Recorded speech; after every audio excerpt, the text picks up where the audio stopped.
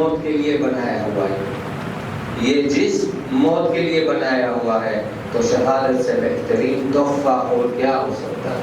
بلندر صلوات۔ کربلا جانا کمال نہیں ہے، کربلا جانا کمال نہیں ہے، پھول بن کر آنا کمال ہے۔ بلندر صلوات۔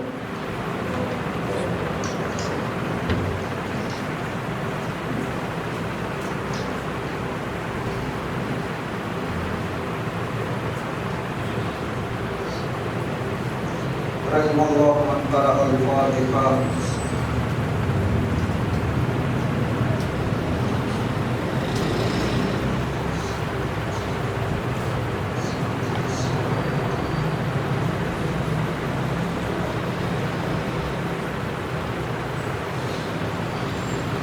لا حول ولا قوة إلا بالله العلي العظيم۔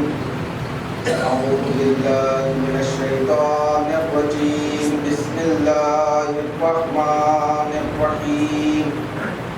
الحمد لله الذي جعل الحمد مفتاحا لذكره وسببا للمزيد من معرفته ودليلا على آلائه وعظمته، ثم الصلاة والسلام والتحية والإكرام على النبي المكي المدني القرشي الهاشمي الذي سمي في السماء بأحمد وفي الأرض بأبي القاسم محمد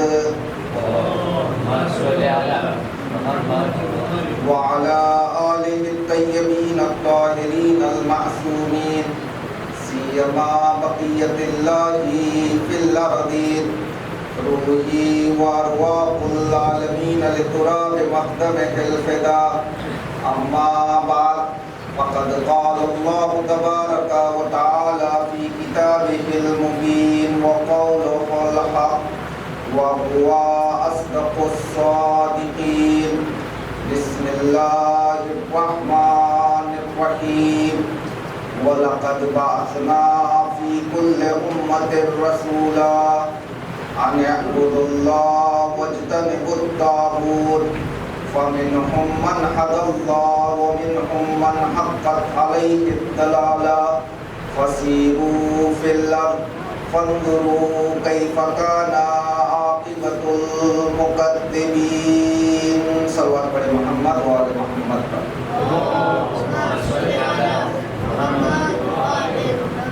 ماہ محرم الحرام کی 5ویں تاریخ اور 6ٹھی شب ہے، اور اس عشرہ مجالس کی ہماری یہ 6ٹھی مجلس ہے۔ مسلسل ایک موضوع کے تحت ہماری گفتگو آگے بڑھ رہی ہے۔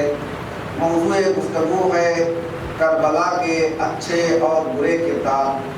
اس موضوع کا انتخاب اس لیے کیا گیا تاکہ ہم کربلا کے دونوں طرف کے کرداروں کو دیکھیں اور خود فیصلہ کریں کہ ہمارا شمار کون سے گروپ میں ہوتا ہے۔ اگر خدا نخواستہ ہمارا شمار یزیدیوں کے گروپ میں ہوتا ہے تو انسان کوشش کرے کہ اس فرش عذاب پر بیٹھنے کے بعد وہ اپنی غلطیوں کو سدھارے اور حسینی صفات کو اپنانے کی کوشش کرے۔ جس طرح سے ہم نے کہا کہ سورہ نحل آیت نمبر 36 میں خداوند عالم یہ ارشاد فرما رہا ہے کہ ہم نے رسولوں کو پاس کیا، ہم نے رسولوں کو بھیجا۔ رسولوں کو بھیجنے کا مقصد یہ تھا ان اعبدوا اللہ واجتنبوا الطاغوت۔ دو ہی مقصد ہیں، ایک مقصد یہ ہے کہ لوگ اللہ کی عبادت کرنے لگے، دوسرا مقصد یہ ہے کہ لوگ طاغوت سے دور ہو جائیں۔ پھر خدا کہتا ہے کہ جب ہمارا مقصد یہ تھا اور ہم نے رسولوں کو بھی بھیجا تو کچھ لوگ ایسے تھے کہ جنہوں نے ہدایت پائی، جن کو گائیڈنس ہم نے دی۔ دیکھیں جہاں ہدایت اور گائیڈنس کی بات آتی ہے، اللہ کہہ رہا ہے کہ من حد اللہ، کچھ لوگ ایسے ہیں کہ جنہیں اللہ نے گائیڈنس دی، لیکن جب بات گمراہی اور ڈیلیشن کی آتی ہے تو اللہ اپنے اوپر نہیں لے رہا ہے، بلکہ کہہ رہا ہے کچھ ایسے لوگ ہیں من حقت علیہ الدلالہ، یعنی کچھ لوگ ایسے ہیں کہ دلالت اور گمراہی خود بخود ان پر حاوی ہو گئی۔ پھر خدا نے کہا اگر یہ دیکھنا چاہتے ہو کہ حق پر کون تھا باطل پر کون تھا, ہدایت پر کون تھا اور دلالت کے راستے پر کون تھا. تو خدا کہہ رہا ہے فسیروا فی الارض, جاؤ جا کر زمین بہت بڑی ہے, سیر کرو. جب تم سیر کرو گے, دیکھو گے, تو تمہیں خود ہی پتا چل جائے گا کہ ہمارے جھٹلانے والوں کا انجام کیا ہوا. اس سے پہلے کہ میں اپنے موضوع کی طرف آؤں, ایک چیز کی طرف اشارہ کروں, پھر اس کے بعد میں اپنے موضوع کی طرف آؤں گا. علماء بیان کرتے ہیں کہ آیت اللہ مرحوم ابو القاسم خوئی جو تھے, ان کے پاس ان کا ایک نمائندہ جاتا ہے. جانے کے بعد کیا دیکھتا ہے کہ محرم کے ایام ہے, لیکن آیت اللہ خوئی پیر سے لے کر سر تک کالے لباس میں پوشیدہ ہیں. حتیٰ کہ ان کی آبادی کالی ہے, ان کی خبابی کالی ہے, اندر کا لباس بھی کالا ہے, اوپر امامہ بھی کالا ہے, جورات بھی کالے ہیں.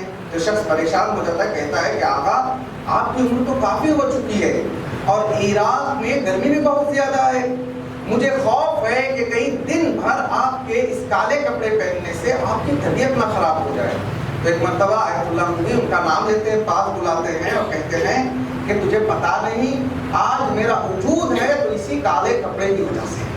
پریشان ہو گئے, اس نے کہا آقا یہ کیسے, آپ کا وجود ہے تو اس کپڑے کی وجہ سے, تو آخر کیسے.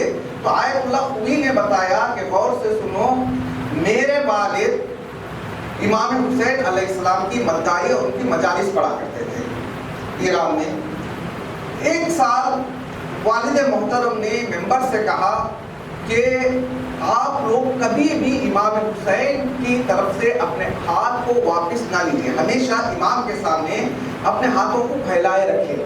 اگر آپ ہاتھ پھیلائیں گے تو امام حسین ضرور آپ کی دعا سنیں گے. اب انہوں نے نصیحت کی اور مجلس تمام ہو گئی. جب مجلس پڑھ کے نیچے اترے تو ایک عورت آتی ہے, آنے کے بعد کہتی ہے کہ آقا علی اکبر, چونکہ ان کے والد کا نام علی اکبر تھا, کہا کہ آقا علی اکبر اگر تم یہ کہتے ہو ممبر سے کہ امام حسین سے مانگو اور امام حسین ضرور دیں گے, تو اس پر تم خود کیوں عمل نہیں کرتے, جبکہ میں جانتی ہوں کہ تم برسوں سے بے اولاد ہو اور تمہارے گھر میں کوئی اولاد نہیں. اگر تم لوگوں کو یہ کہہ رہے ہو کہ امام حسین سے مانگو تو اس چیز پر تم خود کیوں عمل نہیں کرتے, تم خود کیوں جو ہے امام حسین سے نہیں مانگتے. تو آیت اللہ خوئی کہتے اس وقت میرے بابا کو بہت شرمندگی بھی ہوئی اور ایک طرح کا غصہ بھی آیا.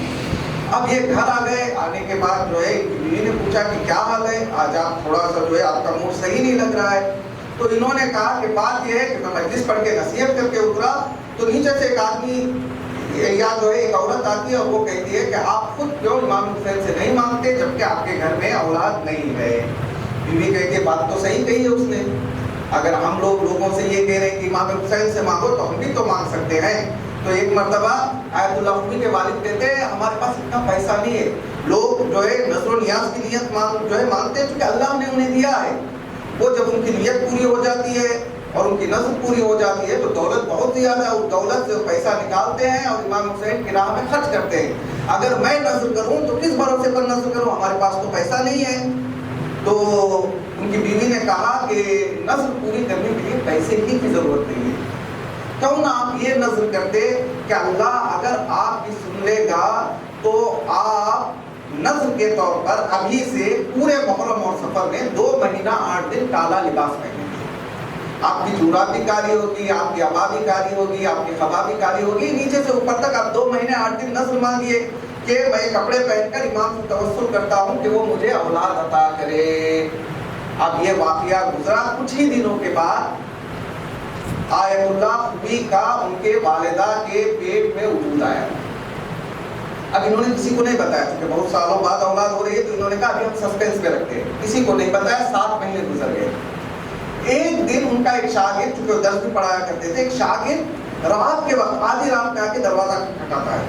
ابھی گئے, انہوں نے دروازہ کھولا, کیا دیکھا تو ان کا شاگرد ہے. شاگرد سے پوچھا کہ اچھا بتاؤ تم اس وقت میرے پاس کیوں آئے ہو. شاگرد نے کہا کہ آقا مجھے ایک بات آپ سے کنفرم کرنی ہے.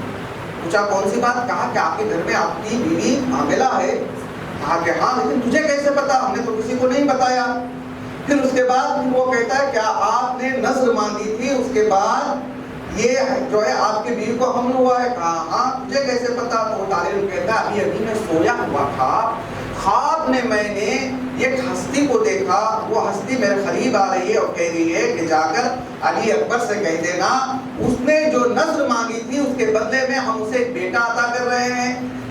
بیٹا نہیں دیں گے بلکہ ایسا بیٹا دیں گے جو علم کے اونچے مرحلے پر پہنچے گا، جو پوری دنیا میں مشہور بھی ہوگا، جو دین کے کام بھی آئے گا۔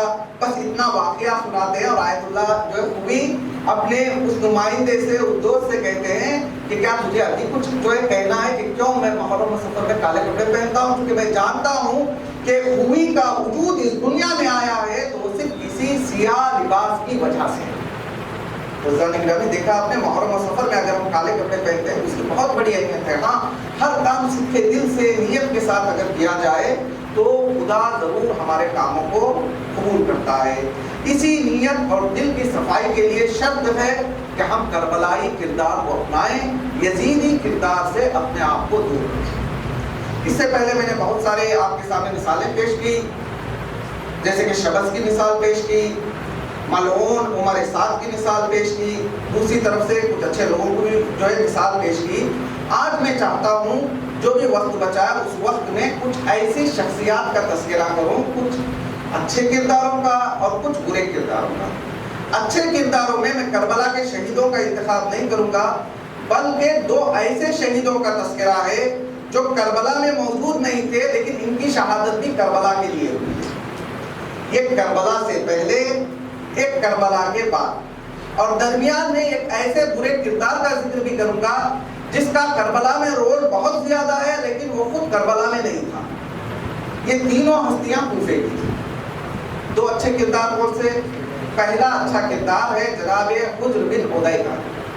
آپ نے بارہ سنا، جن لوگوں نے زیارت کی ہے وہ بہتر طریقے سے جانتے ہیں کہ شام میں 40 کلومیٹر کی دوری پر شہر سے جناب حجر بن عدی کا روزہ بھی ہے، جو کچھ سال پہلے ملعون داعشیوں نے کوشش کی تھی کہ ان کے قبر کو کھود دیں۔ ان کے بارے میں آپ نے داستان سنی ہوگی کہ جناب حجر کوفے سے اپنے بیٹے اور اپنے 5 ساتھیوں کے ساتھ شام کسی کام سے جاتے ہیں، شہر حلب میں نماز میں شرکت کرتے ہیں۔ کیا دیکھتے ہیں کہ خطیب امام علی علیہ السلام کی شان میں گستاخی کر رہا ہے، چونکہ معاویہ نے یہ جو ہے پھیلا رکھا تھا کہ جو نماز اس وقت تک پوری نہیں ہوگی جب تک آپ مولا کائنات کے اوپر قنوت میں لعنت نہیں کریں گے۔ اب یہ حلب میں نماز گئے، نماز میں جیسے ہی انہوں نے دیکھا کہ خطیب مولا کائنات کے خلاف نازیبہ الفاظ استعمال کر رہا ہے، فوراً جناب حجر کھڑے ہوتے وہیں پر اعتراض کرتے ہیں۔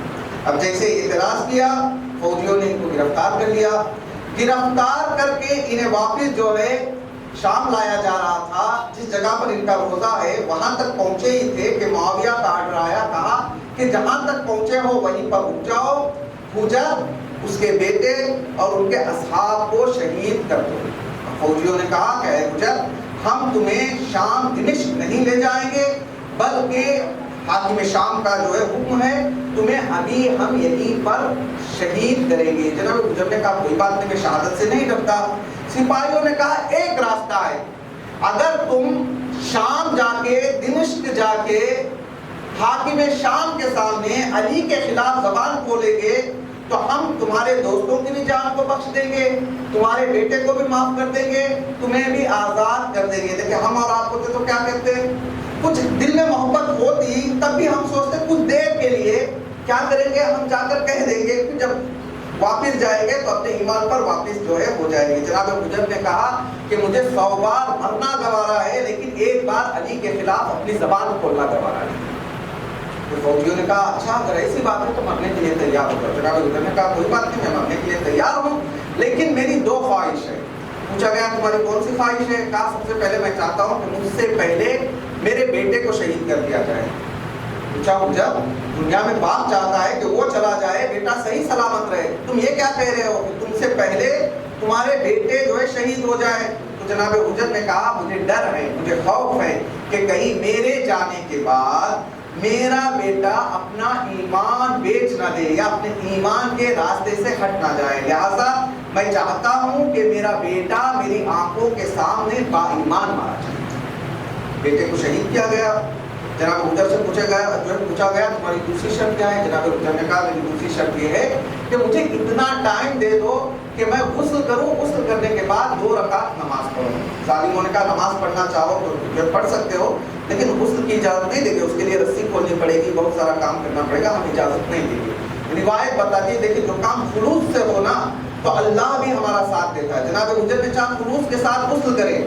ظالموں نے اجازت نہیں دی. روایت میں ملتا ہے کہ آسمان سے بارش ہوتی ہے, بارش کے پانی سے جناب حجر غسل کرتے ہیں, 2 رکعت نماز پڑھتے ہیں, پھر خوشی خوشی امام علی علیہ السلام کی محبت میں شہید ہو جاتے ہیں. یہاں تک کہ جناب حجر کو اور ان کے بیٹے کو, ان کے 5 ساتھیوں کو ایک ہی قبر کے اندر دفن کر دیا جاتا ہے. اور جناب حجر جب شہید ہوئے ہیں اور امام حسین علیہ السلام نے روز عرفہ, دعائے عرفہ میں بھی جناب حجر کا تذکرہ کیا اور لوگوں سے کہا کہ کیا تم نے نہیں دیکھا کہ جو ہے معاویہ نے کھلے عام صحابی علی کا قتل کر دیا, صحابی رسول کو مار دیا اور لوگوں نے کچھ نہیں کہا. جناب حجر کا تذکرہ یہاں بھی ملتا ہے, دوسرے مقامات میں بھی ملتا ہے. کیونکہ دامن وقت میں گنجائش نہیں, میں اسے چھوڑتے ہوئے دوسرے کردار کی طرف آ رہا ہوں. دوسرا کردار یہ جناب حجر تھے, کربلا سے پہلے اہل بیت کی راہ میں اپنے جان کا نذرانہ پیش کر رہے ہیں. کربلا کے بعد دیکھیں واقعہ کربلا ہو گیا, یہ پورا قافلہ کوفہ بھی آ گیا. کوفے میں ابن زیاد ممبر پر جاتا ہے.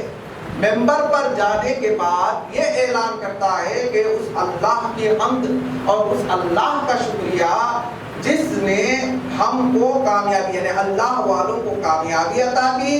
نعوذ باللہ جھوٹے اور جھوٹے کے بیٹے کو اللہ نے مارا. جیسے ابن زیاد نے یہ کہا تو مجمع میں ایک صحابی رسول بھی تھے جن کا نام عبداللہ بن عفیف الاسدی تھا. ان کے بارے میں ملتا ہے کہ انہوں نے ایک آنکھ جنگ جمل میں شہید کروائی, دوسری آنکھ جنگ صفین میں شہید کروائی.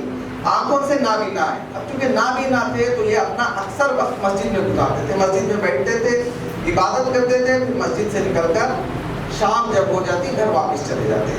اب جناب عبداللہ بن عفیف نے جیسے ہی سنا کہ ابن زیاد اس طرح سے کہہ رہا ہے, فوراً بلند ہوتے ہیں اور لوگوں کو مخاطب ہو کر بلند آواز میں کہتے ہیں کہ میں جانتا ہوں یہ جو کچھ ہوا ہے وہ اللہ کا کام نہیں ہے بلکہ تم لوگوں کا کام ہے, اور جو تم علی اور اس کے بیٹے کو جھوٹا ہونے کی نسبت دے رہے ہو میں اچھی طرح جانتا ہوں جھوٹا حسین اور اس کا باپ نہیں ہے بلکہ جھوٹا تو اور تیرا باپ ہے, اور جس شخص نے تجھے یہاں بٹھایا ہے وہ شخص بھی جھوٹا ہے, اس کا باپ بھی جھوٹا ہے. جیسے ہی جناب عبداللہ نے ابن زیاد کو منہ پر کہا کہ تو جھوٹا ہے, ابن زیاد کہتا ہے کہ تمہاری اتنی مجال کہ تم میرے سامنے مجھے گالی دو. فوراً قتل کا حکم دیتا ہے. جناب عبداللہ بن عفیف اسی جگہ پر قتل کر دیے جاتے ہیں اور دارالامارہ کی چھت سے نیچے پھینک کر پھر انہیں سولی پر لگا دیا جاتا ہے. یہ تاریخ کے 2 اچھے نمونے ہیں. دونوں کربلا میں نہیں ہیں لیکن کربلا کے ہدف میں ساتھ ہیں. کربلا کا جو ہدف ہے اسی ہدف پہ انہوں نے اپنی جان کا نذرانہ پیش کیا. یہ ایک طرف. آئیے اب نیگیٹو کردار کی طرف چلتے ہیں. جس طرح سے ہم نے عمر سعد کے بارے میں کہا یا دوسرے ملعونین کے بارے میں گفتگو کرنے کی کوشش کی, آج ایک ایسے شخص کے بارے میں گفتگو کریں گے انشاءاللہ. کل کی مجلس میں شمر کے بارے میں جو اس کی کوالٹیز تھی, بری کوالٹیز تھی, اس کی طرف اشارہ کرنے کی کوشش کر رہا ہوں. آج جس شخص کا تذکرہ کرنا ہے وہ ایک شخص ہے جو کربلا میں نہیں گیا لیکن کربلا میں اس کا بہت بڑا رول تھا لوگوں کو بہکانے میں اور لوگوں کو امام کے قتل کے لیے کربلا تک پہنچانے میں. اس کا بہت بڑا رول تھا. میں آپ سے پوچھوں کون سا شخص ہے تو کوئی بتائے گا بچہ ہمارا؟ ایک شخص ہے, دیکھیں رسول کے زمانے